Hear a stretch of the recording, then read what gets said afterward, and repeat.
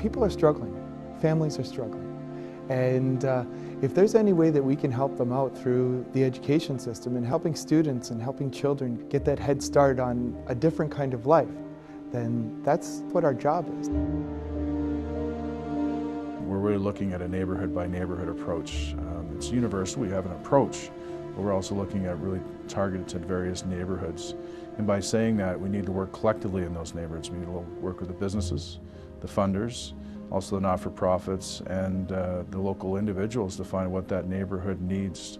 And that's what we're finding. Everybody's putting in a little piece.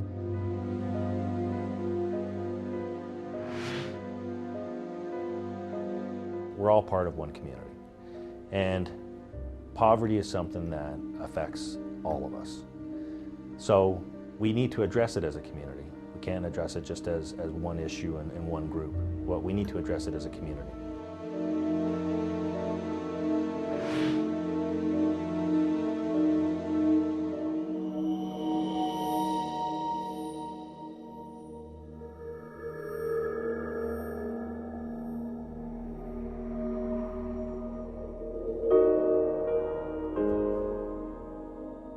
We need affordable housing, or we need more of an income to survive, to be able to survive. Because it's a struggle. It's a struggle. You try to be positive, but it's a struggle. I mean, I'm glad for a place like this to be able to come to eat, because I know last year everything that I had was going for rent. Everything goes for rent, and then you have nothing. You have nothing.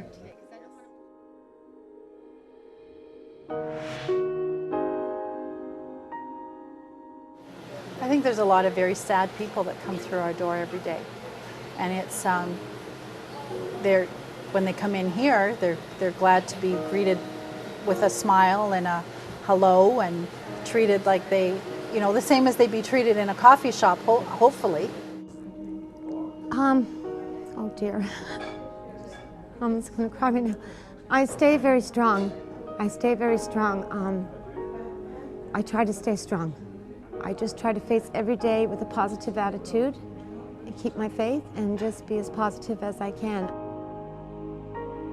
If somebody comes to our door, we assume they're hungry and we feed them. So, and that's all you can do. And you know, when they leave, you have you say have a good day, but you know, you wonder what kind of day they're going to have as they walk out the door. I would like to work again. I can still use my mind. So I would like to be working. I have a pet. His name is Champ. My fear, I guess, would be to lose my family pets. That's my fear, to lose my pets and to be cold.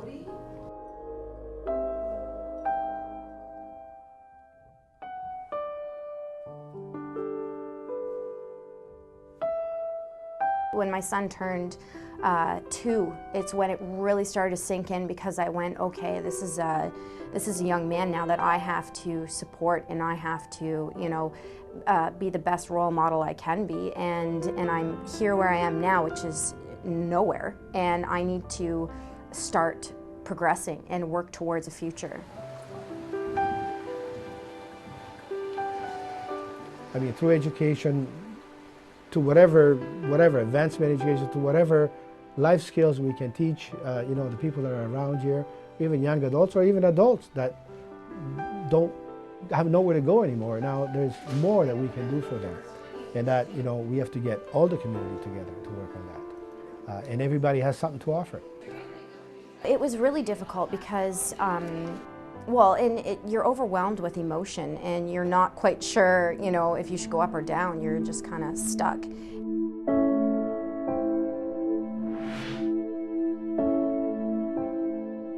I find myself constantly trying to, you know, mask the situation I'm in, because I'm trying to be just like everyone else, and it's not easy.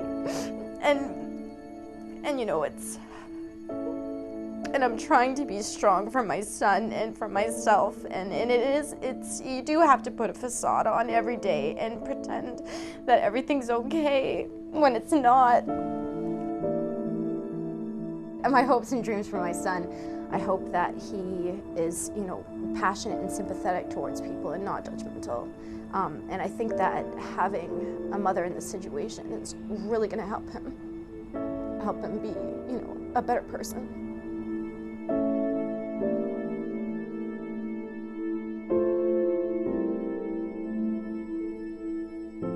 I want to work towards being happy. That's my ultimate goal, is happiness. And, you know, I wouldn't be able to be happy without these services, because I wouldn't be anywhere.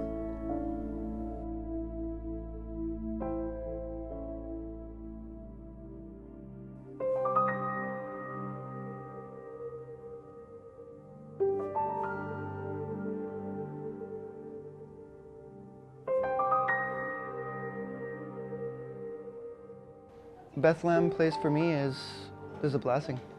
This past Christmas really showed me it was a blessing.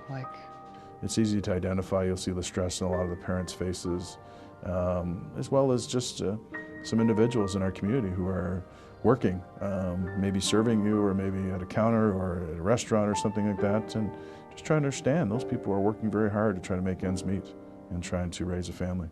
And so they're not, as I said before, they're no less of a person than I am, and no less of a person than anybody else. People are human. People make mistakes. And if somebody wants it, people can see when you want something, and if you're taking action to get what you need to do, people are willing to help you out along the way.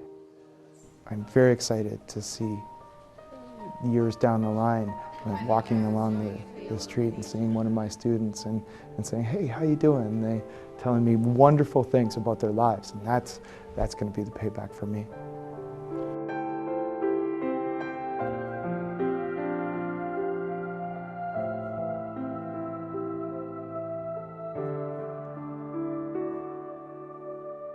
What I've learned is that even though I was stuck, I felt pretty hopeless and helpless at times.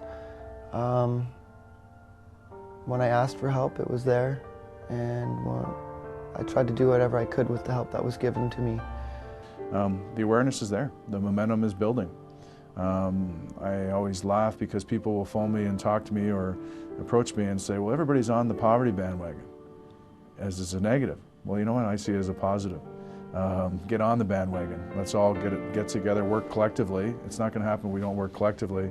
And get on the bandwagon and let's move the agenda forward. All it takes is asking for help, and help doesn't always come in the way we want it. Do whatever you can with whatever you have, and eventually you have more of what you need. So.